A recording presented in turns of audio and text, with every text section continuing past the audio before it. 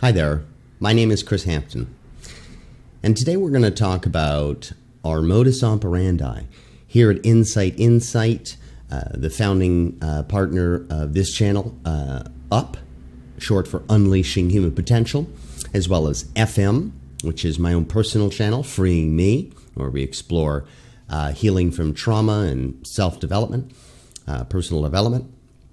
And lastly, R for F, my partner's channel, Luke, whereby he discusses responsibility for freedom, the long form of that acronym. Now today, we're going to discuss very quickly, in many ways, the heart and soul of everything that Luke and I have ever done together, which is a whole lot, and there's a whole lot more lifetime of that stuff coming along. Across all activities and sectors, we're two men with a lot of dreams, a lot of fantastic experience behind us as serial entrepreneurs. But again, that's another story for another day. What we're going to discuss is a roadmap for you as an individual, as well as all of the organizations, for profit and not, around the world.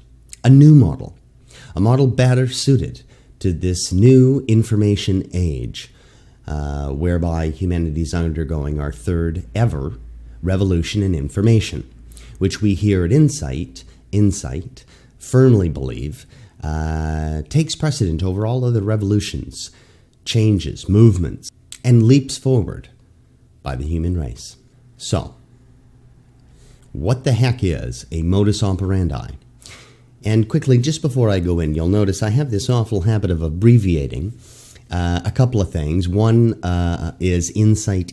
When we discuss that, I'll often, it's been 6 years now that Luke and I have worked on that. You've maybe found the term Incite stolen by many organizations around the world, my favorite being a recruiting agency out of the UK, Holofolks. Yeah, you stole our name. We know it. We were the first, and we're proud of that, and eventually I'm sure it'll be fun, a set of legal battles. However, again, a story for another day. For expediency's sake, whenever we mention Incite, that's what we called short form for Incite, and insiders even, for teammates. And Modus is the short form for modus operandi, or operandi, whichever you prefer. Now, what the heck is a modus operandi? Well, of course, it's just a set of procedures, policies, protocols, whatever you want to call it. And I'm going to pull up an image for you here. Let's see if we can do a display capture. There we go. So there we go. Let's actually pull up the big modus for you guys. I'm going to walk you through this. So let's see here. I wonder...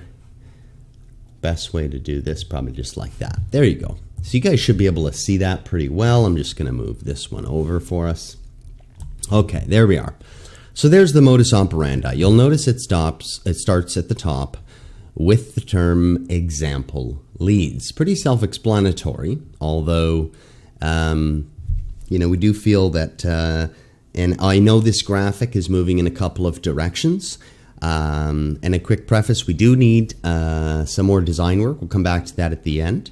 Maybe there's one of you fantastic designers out there who want to lend a hand. We've had a lot of the fantastic designers and minds take a look at this, and it's we've been told by everybody that it's one of the most complex things that they've ever undertaken as far as a graphic or a modus, an infographic, a design project, whatever, however you want to think about this. And we're going to come to the middle here in a moment, but I guess I just want to start with the outside, even though we really should perhaps be starting with the middle, because this is the foundation of everything else that other things are playing off of. But we're going to come back to this. So at the top, we've got example leads. And again, these arrows are moving in the right-hand direction, clockwise. However, this can actually go in both directions. And so it's difficult to list this. Is probably in a 3D graphic sort of way, might be the best way to handle this in the long run. And WOVO, for those of you that are interested, WOVO is short for World Voice, another initiative by Incite, which is, again, short for World Voice. If you want to know what World Voice is all about, go check out the video on our channel, which I'll just drag over here. and point out to you right here, where is it? World Voice, explained, introduced, and unleashed. See, it's only got 6 views. And of course, we've got a brand new channel. So we need tons of support, tons of sharing. Please do your part. If you like what you're hearing and seeing, please do share it around. Now, back to the Modus. Let's see. Example leads. So is this a good model? Ask yourself. Please let us know in the comments, and feel free to send us an email, whatever have you. Those information is below this video in the description. But example is the best way for leaders to lead. We all know the adages. We've all had those leaders who just like to delegate and maybe can't do the job as well. That's one aspect. But really, whether we're talking socially, different parts of personality or character, or how to do that job effectively, example really does need to lead the charge. So next, we can move down to communication, or we can move to setting the stage. And for discussion's sake, let's do communication first. This is fantastic. The order makes a ton of sense.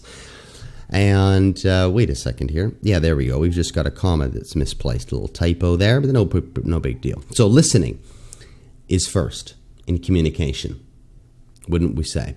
And then Socratic inquiry. Simply put, just terrific questions. All the best questions that you can think of before, forcing our opinions on situations and people. It's best to understand where they're coming from.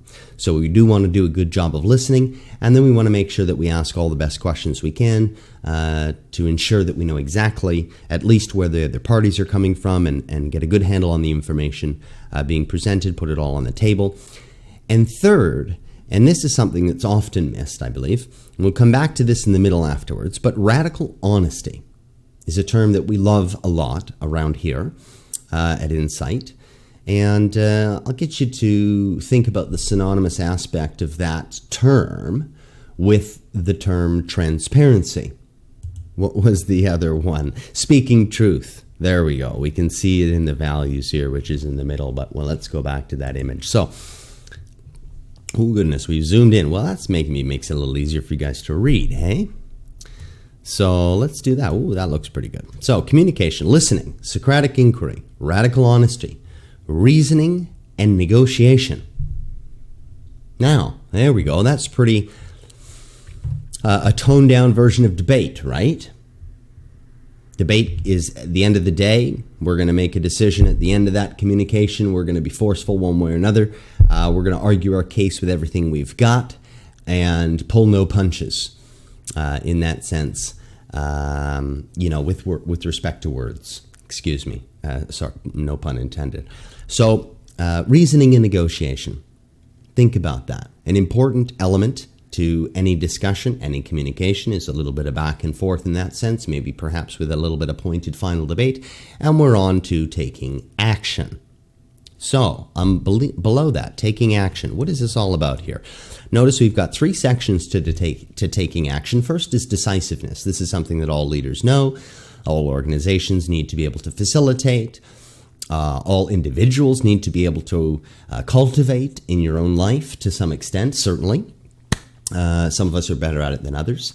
But the ability to be decisive and make a good decision quickly, maybe not the best decision all the time. We're not perfect. We know that, organizations and individuals, but the ability to make a relatively quick decision after proper investigation and so on, absolutely critical stuff. Second is the courage required to be innovative and to take the actions necessary. There are lots of times, of course, where fear is the stronger motivator, and we need to be able to shelve our fear, be aware of it, and walk through it. And that is the essence of courage, right? Courage in the face of fear, to take those actions. And innovation is something that we want to be striving for in our actions, not all the time, in every second, in every sense, but by and large, I've always been of the mind that sort of a white page attitude, make some space, for goodness sakes, even if we're doing, we all know the negative side of that, where a lot of organizations and individuals get stuck in habits. And, you can go into a ton of organizations and ask them why they're doing something. And the quick answer is, well, we've always done it this way. And, that's not an answer, nor is it productive. And so we want to be asking what we're doing, why we're doing it, revisiting these things all the time. And of course, with the caveat, can we do it better? Is there a different way that we could approach this? So that's taking action, folks, in a very simple sense. Now, after we've taken action, let's finish with agility and testing, and then we're going to bounce up to setting the stage up there, finish off with collaborative, and then the goodies in the middle we'll save for the end. So agility and testing.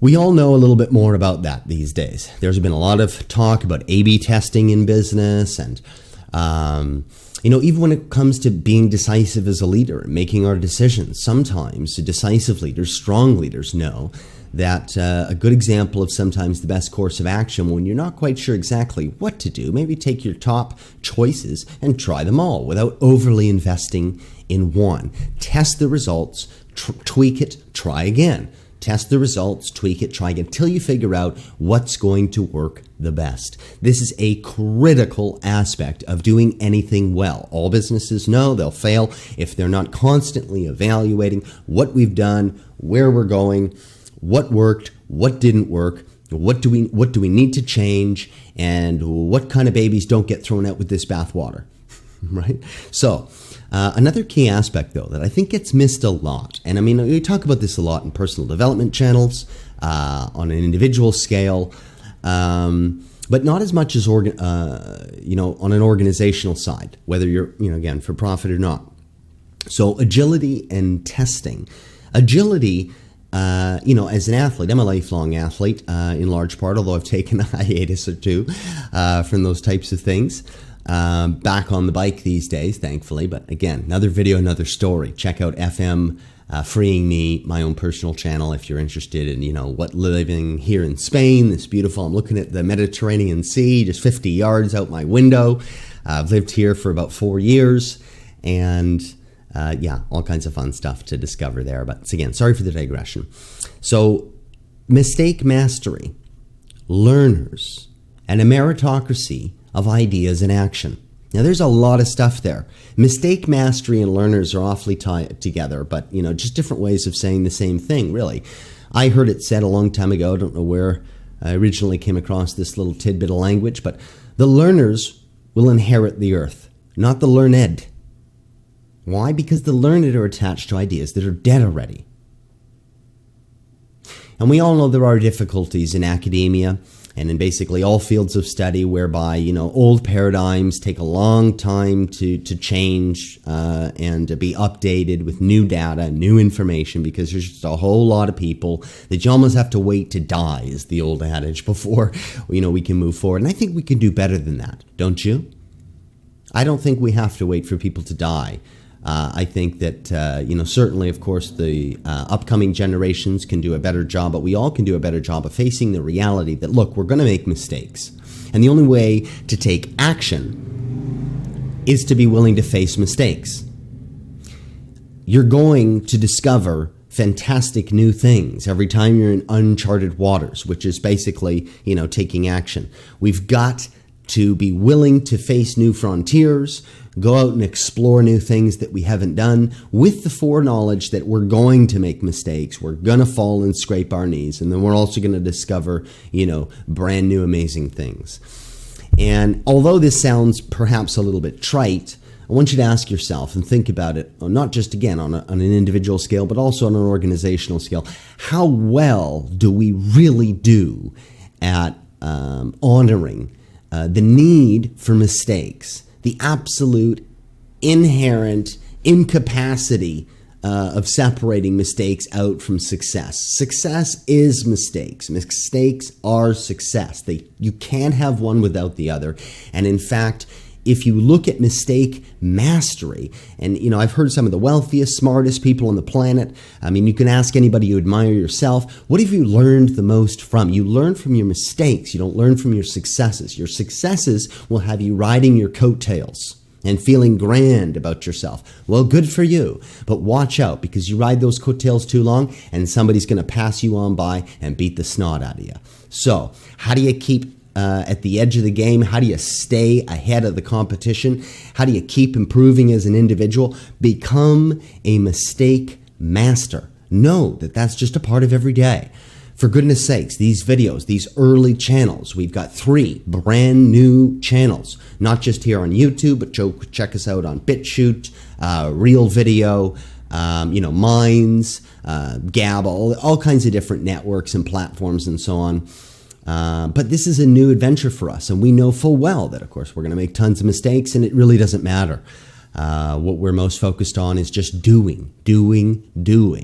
And as long as you get up every day and do something, eventually you wake up and find out, boy, look that. I've covered, 100 miles. I've covered 25 miles. And by the way, let's just very quickly, where did this Modus come from? Well, what you're looking at is the Freedom Handbook, which Luke and I originally formed our partnership around as co-authors, and then decided to found Incite as sort of a vehicle for all of those lifelong dreams that we discussed. And I mean, great book. You can find a free copy of the ebook in the video description below this video. And go ahead and download a copy. Let us know what you think. If you'd like to support us, go ahead and buy some paper. We'd love that. But while writing this book, you'll notice, if you ever do have a look at this book, that a lot of these ideas were birthed in the book. A lot of this sort of stuff ended up taking a few years to coalesce as we're forming an organization. When it happened, this Modus in particular is really over the last year, while we worked really hard from a certain angle trying to build a big global startup to forward a lot of these initiatives that we've got going. However, really the Modus is obviously, again, it's a set of instructions, a policy procedure manual. It really was there to help guide everybody in the team so that we could just say, hey, look, this is who we are, this is what we are, this is how we do things. And if anybody has any input on how we can make this better, we're all ears. So that brings us to the final point under agility and testing, meritocracy of ideas in action. Listen, as a longtime serial entrepreneur, and for anybody who's new at the game or an old hat, then we all know what a stumbling block our egos can be as principal stakeholders and business owners. I often said as a business coach for small businesses earlier in my life that all of our problems in business are a direct mirror of our problems personally, and that certainly holds true. If you're a tyrant personally, then of course you're going to be a tyrannical sort of leader, and we really want to look hard at our own role there. And then we also want to, of course, be able to separate these egos in the room. It's just part of the game, it's part of business, it's part of life. There's always these energies, but we do need to be able to understand that it doesn't matter whether the good idea comes from the biggest pariah that it's a damn good idea. And you gotta let where it comes from go. You gotta look at the words, look at the ideas, understand what's happening based on the meritocracy, the merit of the ideas and actions themselves. And of course, in any healthy organization, that's really how people are going to be, moving up, not just the ideas, the initiatives, the direction of the company, but also on an individual scale. If you want to rise up in a company, you certainly are hoping that that company is going to recognize you for your efforts, right? And they're not going to play some political game and nepotism and give the job to their cousin or their brother who's a bloody moron, right? So that meritocracy of ideas in action is there to protect two things. One, the integrity of all individuals and the organization, but certainly also the actions, the services, the products, the ideas that we're delivering for one another in this world. We really want to do our best, don't we? And there's only one way to do that. Now, we can maybe discuss some of the cultural, social, political aspects of that in another video. But for now, let's just look at the cold hard numbers again. Forget your feelings. Let's talk about doing things well. There's only one way to do things well, and that's focusing on the meritocracy of the ideas at play, the action, and continually working to improve upon those things and honoring the best choices, and of course, jettisoning the wrong think, and taking a few steps back from the poor decisions and actions. So, Now, let's just scooch up here to setting the stage. This is one of my, I've saved sort of, in some ways, all three of the best things for last. So, a lot of this stuff seems like common sense, but how many companies operate by these rules? How many people? So, maybe it is helpful to go through this really quickly. Setting the stage is one of our own idiosyncratic terms. We have a bunch of our own vernacular, and you'll have to excuse that in some sense, but hey, I'm a writer, and that's part of my job. And, we've worked diligently in some aspects to even disassemble some Orwellian doublespeak. And, a great example of that would be the term in the middle here, net neutrality. Net neutrality, right, which was a big hot topic. And so instead of getting into that muddy water, this writer said a long time ago, although the edit hasn't been done on this graphic yet, let's call that internet freedoms. Easy, right? So that's part of the work that we do here. But setting the stage, how do we define that? Setting the stage is a model itself for a bunch of things, really four things. We're talking about education, we're talking about innovation, inspiration, and creation, says the artist, right? So if you really want to create, inspire and cultivate great creative energies, innovative energies and spaces, this is about how to get a group of people or even yourself as an individual on the right track for the best types of creativity, the best types of education. And a lot of this, Sir Ken Robinson, who I'm sure you know, top 3 or 4 TED Talks of all time, is a real hero of ours. We link all that stuff in the book. And education is one of my favorite chapters in the book. There's tons of great chapters across the spectrum of human experience, from religion to, medicine and politics and legal issues. But education, chapter number 4, definitely one of my 2 favorites. As somebody, incidentally, I don't know how many of you would say that the educational system, whether primary, secondary school, post-secondary, university, whatever it is that you've taken part in your life, how well did those institutions treat you? And, not as a human being per se, although that's interesting, but how well did they treat your educational capacities? Could they have done better? Well, what do you think about a model that, first of all, is designed to ignite curiosity and instill a can-do attitude and approach? I've heard this described as sort of that, nice big whiteboard. You put a whiteboard up, and call everybody into the big brainstorming session, and you got a couple of naysayers who are just shooting down every idea. That type of energy isn't helpful. What you want to do is, of course, we have to pick things apart, don't get me wrong. We have to be looking at what works and what doesn't work. But with that can-do attitude and approach that, look, we're going to go into this room and we're going to figure out a new way to do these things. We're going to figure out better ways of handling these issues, and we can do it. It can be done. Even if we can't see our way through a problem right now, there is a solution, even if it's over the technological horizon. How many times in human history has that happened, both collectively and individually, where problems presented themselves, seemed insurmountable, and then, of course, whether it's a new realization, a new technology, a new step, an innovative step, individually or collectively, all of a sudden new solutions are all over the place. Well, that's where we stand today, folks. World's changing quick, right? We're able to reinvent, invent, create, innovate at an incredible pace right now. So this is more important than ever. A can-do attitude and approach is critical. And then lastly, we like to say provide the space, the tools, and get out of the way. Now, does this mean literally that the teachers should leave the room? Sometimes. I think that's the case. And I'll draw your attention to another TED Talk that I really love. I think it's called A Hole in the Wall by Sugata Mitra. Sugata Mitra. And perhaps I'll put a link below in the video description to that talk. It's just a super talk. Again, it's all linked in the book. You can just pick up the PDF to the book and do a search, and you'll find those links. The book itself has 600 references and links. 300 or so of those are just terrific quotes, so enjoy that. But the rest of it is all goodies, just like the articles, videos, and so on. So have a look at that talk by Sugata Mitra, but I'll give you the quick version. basically what he's done is, years ago, mind you, was taking computers and putting them in holes in the wall, quite literally, in slums. I believe it was in India. In a foreign language. I mean, these computers have operating systems and are operating in, I don't know, whatever language it was, probably English or something like that, whereas the locals are speaking whatever language and dialect they were in this case.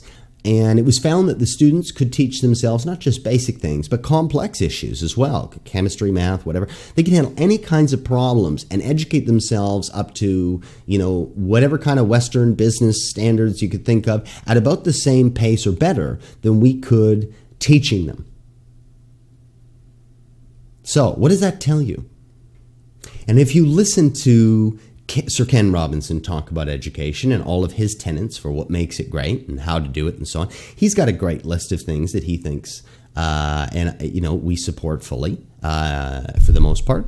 And Sugata Mitra has his own ideas. But I think that this really points to the crux of human capacity and that delicate balance between, certainly igniting curiosity and introducing problems to solve is an integral part of that educational process. So certainly, if you're going to be wanting to teach math, you're going to want to teach history and so on, whatever, these, formal subjects that are, certainly have a lot of components to them that are just preset. And, you're going to lay that out in a way and work diligently to make it exciting, make it curious, make room again for that innovation, for the kids to be thinking or for the students to be thinking about these perhaps age-old things in new ways, or at least make it as exciting and curious for them as possible. Try and make it relatable, provide that great space, big whiteboard, can-do attitude approach, give them all the tools and stuff that they need, and get out of the way.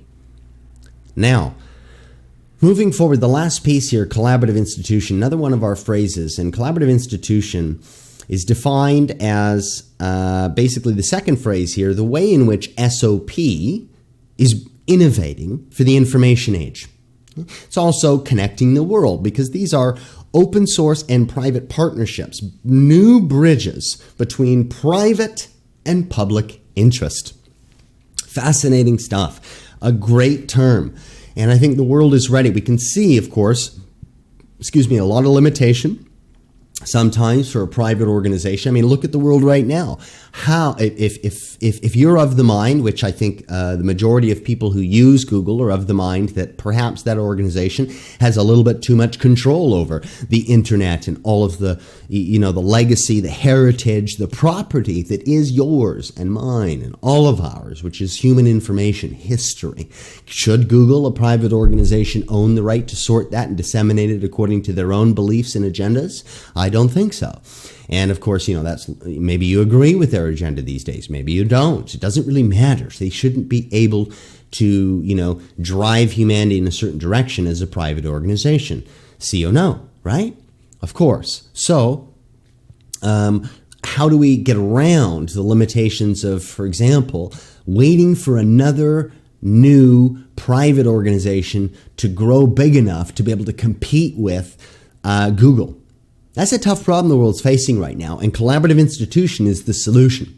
And we've got some great shows. We've got a lot of work in this area. There's tons to get into, and maybe again I'll just pull up the, there you go. So Magna Carta 2019. Wow, great phrase. Help us come up with a better one. I don't know. It's for the world, right? Magna Carta 2019, an irresistible call. That's going to get into it. A horn heard round the world. Magnets that bring the whole world together. Boom, again. Q is world voice, but world voice isn't Q. Boom, again, right there. The real news is all the news. That's a short little video just on a news platform, which is also discussed in a horn heard round the world. We've got, solutions being worked on right now using collaborative institution, which again is a way of, we can think about networking. Bill Ottman, the co-founder of Minds.com, in a recent interview was suggesting that perhaps the solutions of tomorrow are more networks versus individual nodes. Of activity in industry. And I think not only is he darn right, but that's exactly what we're talking about here. with respect to collaborative institutions. So this is how things have to be. They can't be proprietary. They can't. And one thing that I think the news-consuming public doesn't understand is that almost all news you read online is controlled by Google and Facebook because they control, 90% of the ads. So they're in charge. They own all the news sources, in effect. And when you go to people's websites who host Google Ads, Google's actually spying on you through those websites. So by putting Google Ads on your website, you're actually becoming an agent of Google. So that's why we need transparent, more freedom-based ad platforms to emerge which don't spy on people by default. So you're challenging one of the most complete monopolies in American life. Why would they let you do that? Why would it's not about them letting us do that. It's, I mean, decentralization, open source, blockchain, transparent social networks are emerging, and there's really nothing they can do about it. Hopefully they will transform. That's what you can hope. Huh. So you think that they have this power, the federal government has done nothing about it, they have a monopoly over, basically, over all digital information, and the federal government refuses to rein it in for whatever reason. You think you can provide an alternative to that? You can free up the system from their control? Yeah, I mean, it's happening. Free, open source, decentralized networks are rising up. What's it going to be called? I mean, it's going to be a network of networks. The next big network probably is not going to be a centralized site. It's going to be a multitude of networks interoperating so that it actually can't get censored. We're talking about new ways, because the open source community is great and fantastic and amazing as all that stuff is, it hasn't been able to solve a lot of the problems yet in the private sector, has it? I mean, it's done a good job. We're coming along, but there's always that sort of conundrum of we can't do it fast enough, and there are limitations, and what are we going to do about Twitter and Facebook and YouTube and all these sorts of issues, and maybe the next one that pops up. Well, a partnership, new capacities, new methods of collaborating together, partnering that benefit the open source community as well as the private community, and that are constantly sort of reinventing themselves and cleaning out and evaluating themselves, sort of, I guess, with the agility and testing and the meritocracy of ideas and action in play. Great example there, for example, I always like to talk about Tom's toothpaste, because years ago, you know, I've always used organic toiletries and these types of things since I was about 18 years old. And boy, oh boy, Tom's toothpaste used to be great, but then they were bought by Nestle. Don't buy them anymore. No big deal, right? Same sort of idea, right? Collaborative institution is built to be able to handle these types of digressions. And, you know, you can't fault the people over at Tom's Toothpaste. You never know what happened. I mean, I didn't do the research, and I can't say per se, but as an example, you know, perhaps their family had deep health concerns, a lot of money being spent, and needed to quickly cash out and sell the business to save somebody's life and to be able to provide them with the best quality of life and not bankrupt the family in doing so. I mean, you just never really know what, why, but we can be constantly evaluating what's going on in these collaborative institutional partnerships and projects and initiatives and movements to be able to ensure that anything that isn't kosher is being identified and rectified quickly. And if not, boom, you're out of the mix. Make sense? Okay, so let's get to the heart of it, the real goodies. And instead of looking here, I mean, there's four. You can see there's four main pillars to the modus operandi. But instead of using this image, what I want to do is I want to take you over to a document. We call it the creative intake. There's a ton here. I mean, geez, it's a 68-page, 17,000-word document. But we've got one piece here in values, right near the top of the document, too. You know, Incite DNA, people telling people about what's going on here as they come into the organization or looking at it. And by the way, if you're interested in you know, joining the team, helping us with some of these graphics and so on, we'd be pleased to send you this document. You'll have to get in touch with me privately, email below. But here are the four pillars, and they're running a bit different. In fact, what have we got? We got five now. Excuse me. So, freedom. We've added freedom itself, okay? But freedom itself. And now all of these are not just an idea. These are actually processes. These are mechanisms or formulas. Okay? Literal mathematical formulas. Freedom is a process, okay, with inherent responsibility and sacrifice. It's not a destination, right? You can't hold it. You can't pass it around. You got to actualize it, right? It's a process. and with inherent responsibility and sacrifice. There's a lot of talk these days about freedom. Then Jordan Peterson shows up, starts selling responsibility, right? Who'd have thunk it, right? A big aspect of that sort of global phenomenon. However, responsibility and sacrifice certainly inherent to freedoms. Most of humanity has known that for an awful long time. Next, let's look at free speech. Well, free speech itself, as we know, is definitely the mechanism that creates and protects all of our freedoms. So think about that, folks. I know that it's a hot, contentious issue these days, free speech, but quite literally, we cannot limit it at all because it is the mechanism that creates all freedoms. Of course, without that goes without saying, perhaps, the one thing, not hate speech, but the incitement of violence or harm, which basically, telling people to harm other people physically or harm their property, which, in fact, there are people breaking those rules and not being held accountable these days. So we really have to be careful about that when it comes to our free speech, but that's about it. Anything else, there is no such thing as hate speech. There's just free speech. Now, speaking truth, radical honesty, and transparency, once again, synonymous, but they are the mechanism to virtue and best outcome. Now, maybe that's a little trite, but no matter what it is that you want in life, you really do need to be honest with yourself, right? And with the world around you.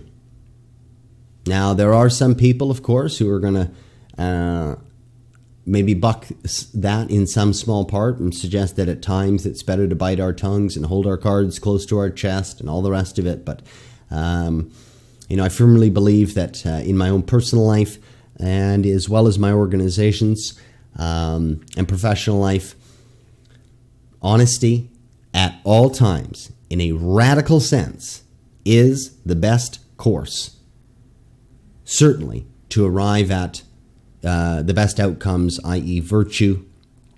Now, pursuit of self-knowledge, that's definitely a process, right? And this is also the mechanism for living, and the one daily goal, be better today than yesterday.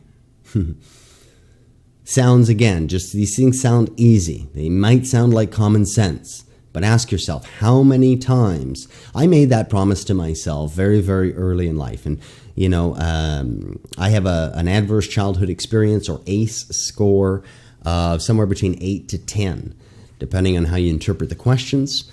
And, some would call it a superhuman. I believe firmly that most people, of course, with a score above 4 are definitely on the high end of suffering in their lives, whether it's respect to, early death, financial insecurity, all manners that we can measure our life and success and happiness by. We're going to suffer if we've got a high adverse childhood experience and trauma score.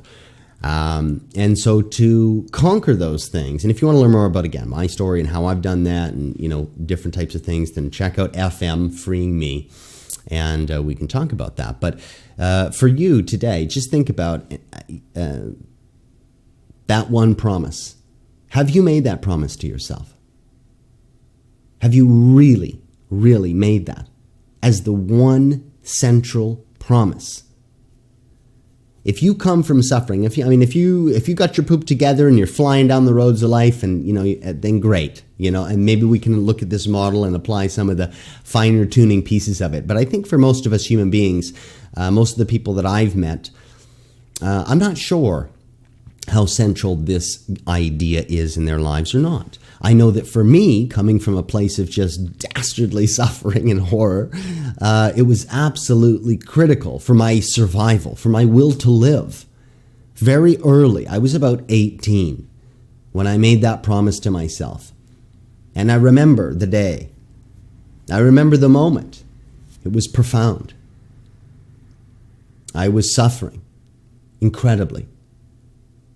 And I couldn't continue to hold on to as much pain and suffering and grief, and anger was a big piece of it. Anger was monstrous. It still is something I work on.